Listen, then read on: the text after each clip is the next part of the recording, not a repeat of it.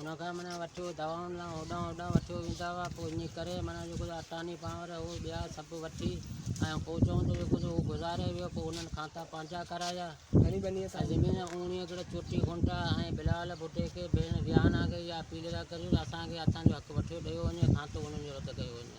असांखे जेको असांजे पोड़े खे जेको उन्हनि वठी वेंदा बीमार हुओ अस्पताल ते खणी वेंदा हुआ। उते पोइ उते जेको कूड़ वूड़ हणी उनखे खाता वाता कार्ड वार्ड सभु पूरे ऐं खाता पंहिंजा कराया वञी। हाणे असीं जेको उनखे चवंदा हुआ असीं हाणे अधु ॾींदासीं ऐं जॾहिं हू गुज़ारे वियो तंहिंखां पोइ असीं वियासीं त हुननि चयो ईअं त असीं तव्हांखे ज़मीन ॾियूं त पंहिंजी जोई ॾियूं तव्हांखे।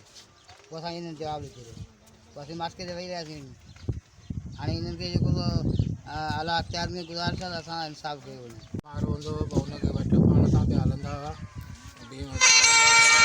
औरते जा पोइ हुन खां सनाती कार्ड जा ॿिया ते सभु हुन खां वठी जमे करे हुननि पंहिंजा कम पिया कया। जॾहिं मरण खां पोइ ऐं माछी जी बनी ते कब्ज़ो कयो। हुनजो पुटु जेको हो सो सगीरो हुनखे का बि ख़बर कोन हुई। जॾहिं माना त हीउ ख़ासो थियो मां हिननि खे ॿुधायो त तुंहिंजी ज़मीन जेकी माछियुनि जे हवाले आहे।